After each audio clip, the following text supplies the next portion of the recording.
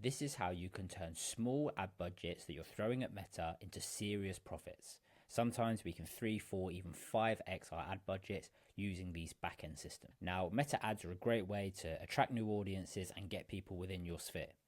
However, there are back-end systems that are going to allow you to maximize the ROI that you get on your ad spend. In the fitness industry, it's important that we're making the most of every single pound that we spend on ads. So I'm about to show you some back-end systems that you can have running to make sure that the likelihood of every single lead that you pay for converts. If you're wondering why you're trusting me, my name is Paddy. We help businesses in the fitness industry scale up. We use Meta ads as one of the main ways of doing this. And these are the exact systems that we put in place to ensure that no stone is left unturned and every single lead has the highest chance of converting into a customer. Right, so like I said, we're going to cover how to increase the ROI of your Meta ads. Now, this isn't going to be anything to do with the actual ads themselves. This is going to have everything to do with a handful of systems that you should have in place that's just going to maximize the amount of profits that you're going to generate from your ad spend. Because a lot of people focus on the ads, making the copy good, making the creatives good, but they don't think about what that back-end system looks like, and they're leaking so much money because they don't have an airtight system that leads go through to ensure that they convert eventually. So I'm going to go through these systems on a higher level. I do actually have a video breaking down every single system in a lot more detail. So if you haven't heard of them and you want to know the ins and outs of how that's going to look, then I'll link the videos to each system walkthrough in the description. But here you're going to be able to see how all of these systems can sort of combine together to make a really airtight system to make sure that you're maximizing your ROI. So things to consider before we jump into this is if we are running Meta ad campaigns, not all leads will convert. This is natural, okay? If it did, then that would be insane. So this is natural, but there are several things that we can do to ensure that that we have the highest likelihood of converting that lead into in the future. And this will only really work. I mean, this will work if you're running terrible ads and you're not really getting a lot of leads.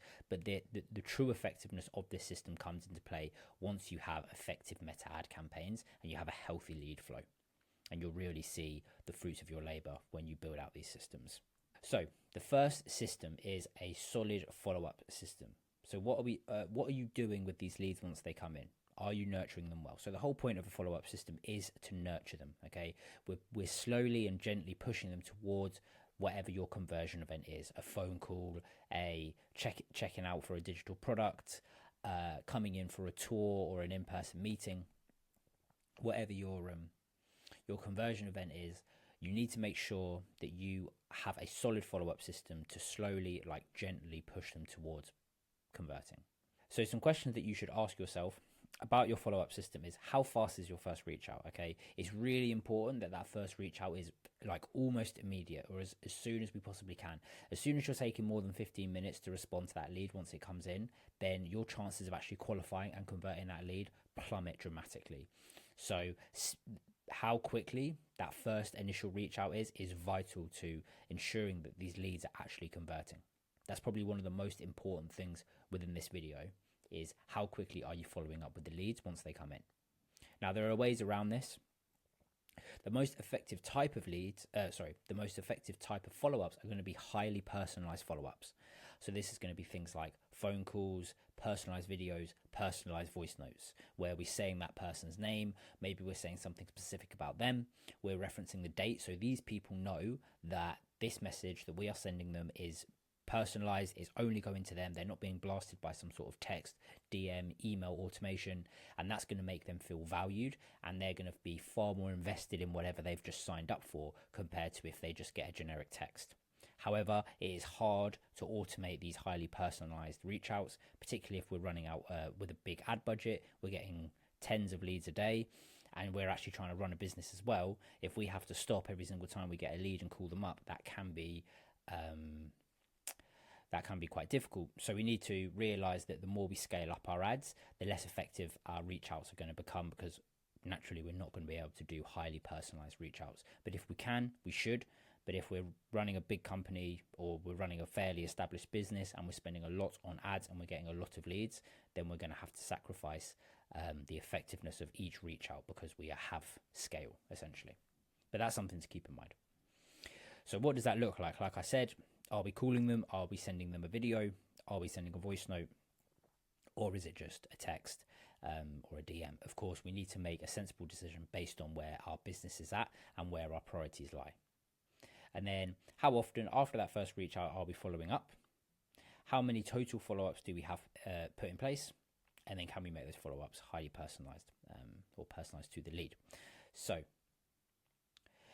this is just a very extremely basic breakdown of what that could actually look like. So day one, obviously, like I said, we're sending some sort of highly personalized reach out, and that is almost immediately. So like I said, call, voice note, or video. 2 hours later, we're then following up with either a call, and a text, an email, or a DM. What I would say is if your immediate reach out is a call, then the second one doesn't have to be another call. That can just be a text. It can be an email just saying, called you earlier, didn't get through, and then go on to talk about your service. You're here to help. Let me know if you have any questions, whatever. If your first initial reach out is a video, then calling up 2 hours later is going to be quite effective, because then you can call up, hopefully they answer, and you just say, look, I sent you a video 2 hours ago. You left some information with us, and I wanted to personally reach out. So I sent that video, but didn't hear back from you. So I was just wondering if you have any questions or something along those lines. It doesn't have to be overly complicated. The whole point here is that we're just trying to get in contact with the lead. We're staying front of mind, and we're letting them know that they are valued by us. And then if they don't respond to any of that, then at the end of the day, we either call or send another text. Now, what we need to realize is this chain breaks, or it stops, and we stop following up as soon as we get in contact with the lead and we gain clarity. So either they say, yes, I'm interested, move me on to the next step, or they say, no, I'm no longer interested, or I didn't mean to sign up to that, or whatever their excuse may be. So this follow-up chain breaks as soon as we get a response and we gain clarity. If you call them and they're like, oh, I'm not sure, maybe, as soon as you get a maybe, then they carry on. But if you get a yes or a no, this stops. So then day 2 to 5, every single day, we're either calling them, sending them a text, or sending them an email at least once per day. If not, we're doing all of those things.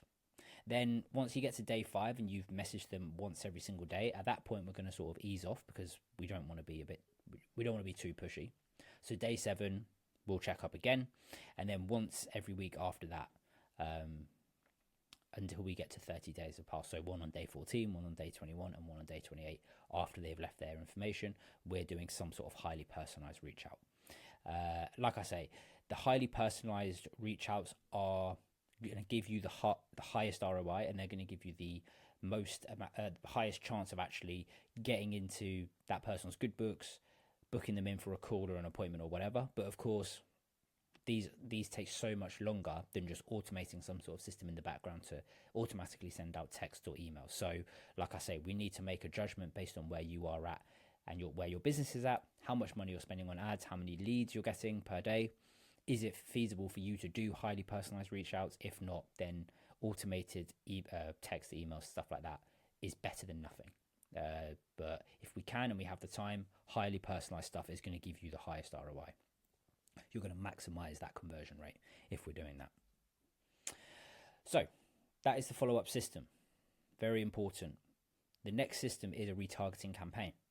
So leads that don't convert are still classified as higher intent audiences. So if someone's engaged with you at some point and they've handed over contact information, then we can class that person, even if they haven't converted, as higher intent. There's something in them that has made them want to leave details with you. And if they don't convert, that's fine. If they get to the end of the 30 days and the follow-up system has timed out and they are now sort of just like lost, that's where a lot of people just lose their leads and nothing really happens. But these people are still higher intent because, like I said, something within them has made them want to leave their information with you. So we need to try and sort of claw these people back further on down the road, and the next two, this one and the next one, are going to be ways of doing that. So a retargeting campaign is going to be good. So we're going to segment all of the unconverted leads into their own audience, and then we're going to create a custom audience on the Meta Ads Manager, and then these retargeting campaigns should convert at a lower cost as they are warm audiences. So yeah, that's essentially the approach. So what we need to realize is as soon as someone has left their contact information with us, unless they unsubscribe from our list, they are a high intent audience, and we should treat them as such. So what would this look like? So we're going to create a separate ad set for these audiences. We might call this higher intent audience, and then some sort of location or specific targeting that we've got for that audience. Use different messages than your cold campaign. So like I say, these people know who you are. To some capacity, they might forget, but they already know what you're about. So they're already interested, sort of. We need to test this, okay? Some people will need to build up more interest. Some people, we just need to create that desire for them to actually convert. There's different ways of doing this, but what we can do is we can customize creative elements for familiarity, or even our ad copy. Because like I say, they are familiar with us more than someone who's just never heard of us before. Okay, they've seen our face, they've seen our ads, they've seen our logo, they've seen our offer. They've taken the time to click a button and give us their information, so we can talk to them as if we know them. Okay, we're not introducing ourselves. It's more of like a catch up, if you will. So how can we optimize this? So I would say, with any sort of new campaign, we always want to start with a smaller budget. Okay, don't just blow your load on a new campaign and you don't really know how it's going to perform. Okay, make sure that we're testing, and we're testing in a sensible way. So scale the ad budget down, keep it low for a week, see what your results are, what's winning, what's not, invest more money into the winning ads, and then build off that winning formula. Test horizontally, or scale up vertically, scale horizontally. You identify winning formulas amongst your retargeting ads and just reinvest in those.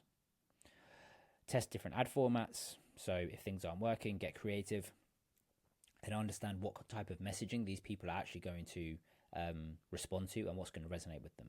The way that you speak to cold audiences, like I've already said, is going to be far different to how we're speaking to retargeting audiences. So the things that we're bringing out, or the things that we're bringing up, and the things that we're focusing on these ads are going to be slightly different to the things we're making obvious to a cold audience.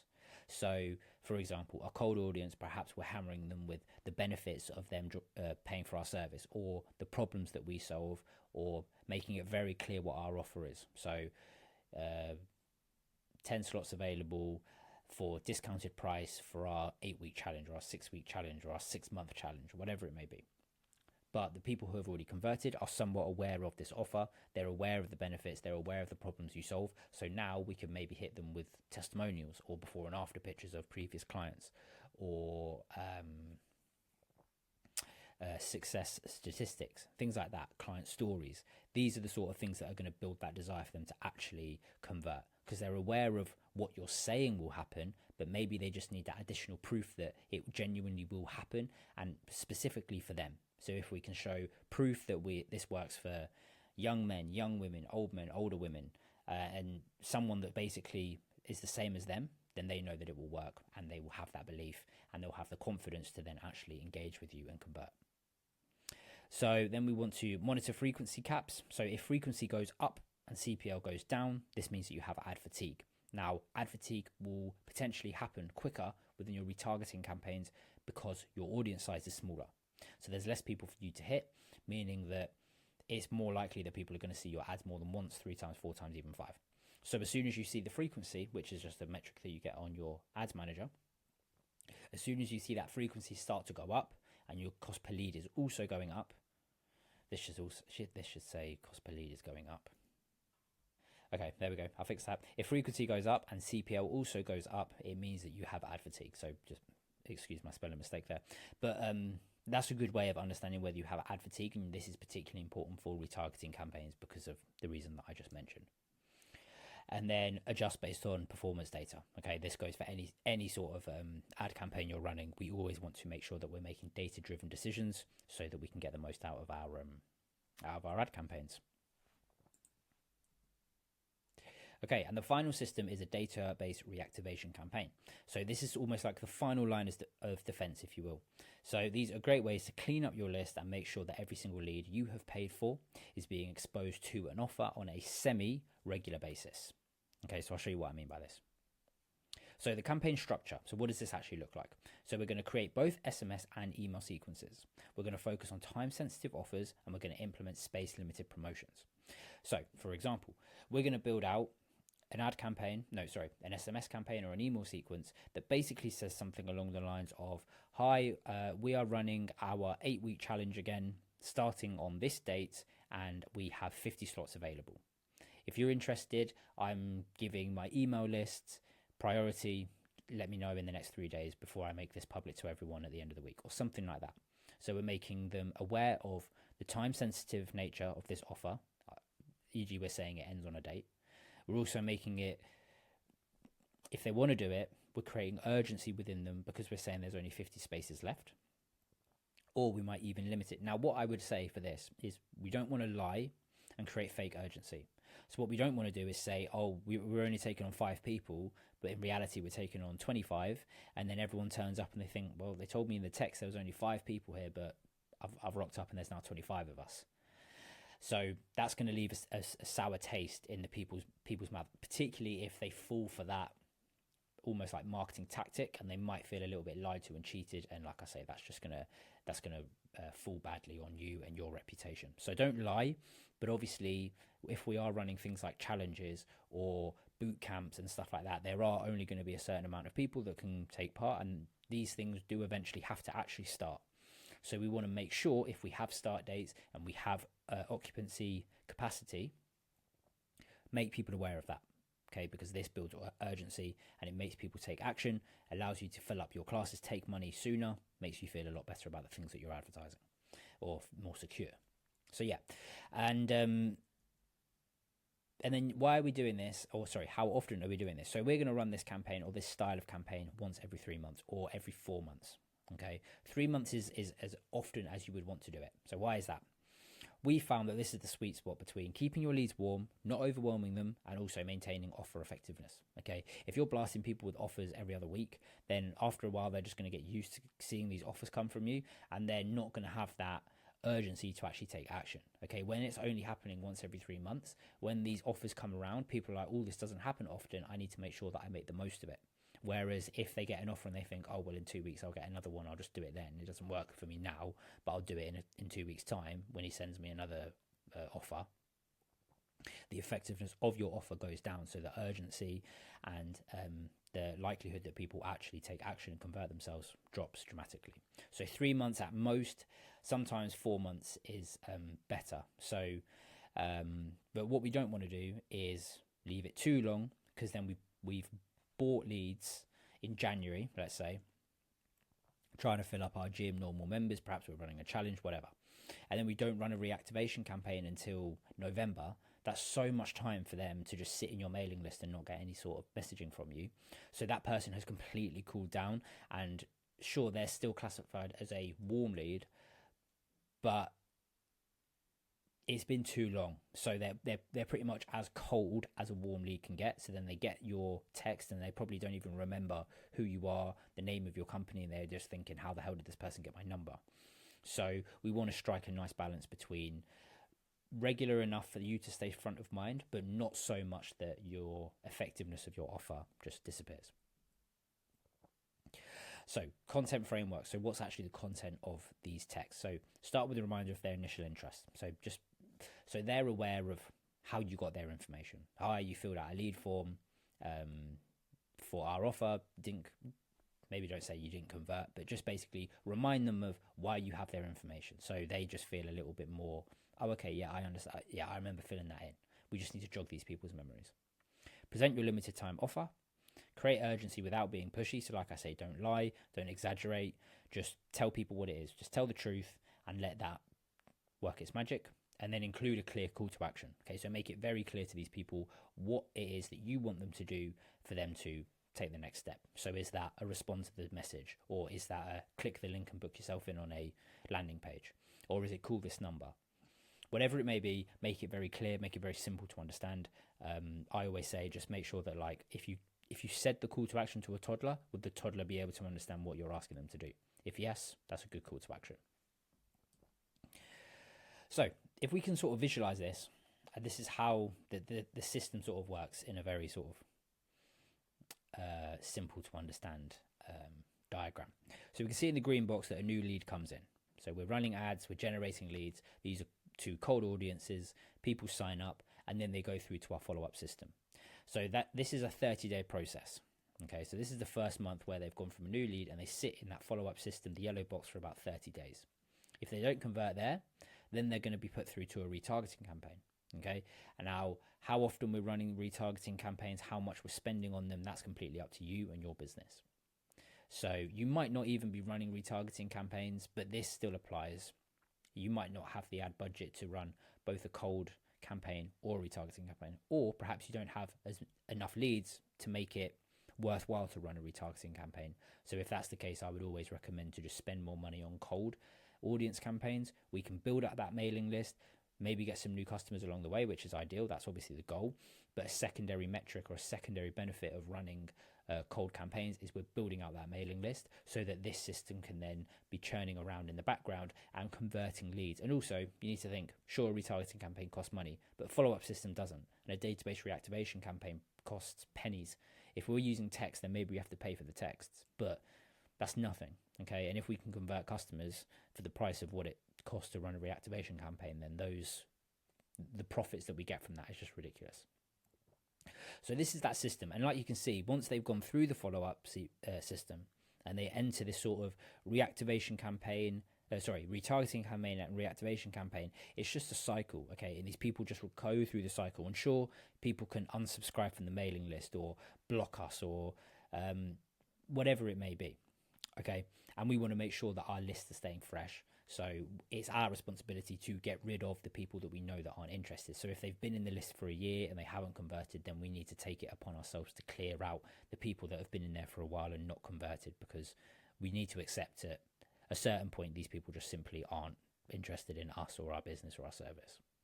But we are making the likelihood of us eventually converting these people so much higher because we have 3 bulletproof systems where we're making sure that we're creating an environment where conversion of a lead is highest.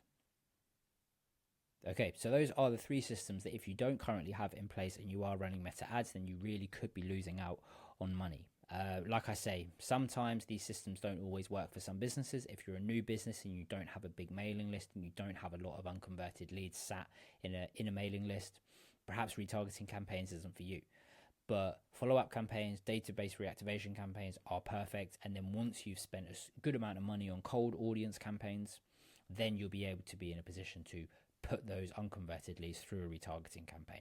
And this is going to make the ad spend that you're putting into meta ads far more effective, and you're going to see your return on ad spend increase massively. Right, if you're in the fitness industry and you're watching this video, then I can assume that you are trying to grow your business, which is great. Glad to hear that. Now, if you are looking for a more proven, structured approach to this customer acquisition problem that you potentially have, what I'm going to do is I'm going to leave a link to our landing page. On that page, you'll find a video of me explaining how we might be able to solve this customer acquisition problem that you have, okay? This is a sales funnel. It's designed to get you to book a call, and then once we figure out if you're a good match and you qualify for our guarantee, then obviously it's going to try and get you to buy something, just so we're open and honest and clear about what that is. That's only going to be for a small percentage of you that are watching this. If you have made it to the end, I hope you found this valuable. Like I say, I'm going to leave individual videos for all of the systems that I've covered in this video below, so you can go and see what those look like in more detail on the separate videos. And yeah, hopefully you implement them and it's useful.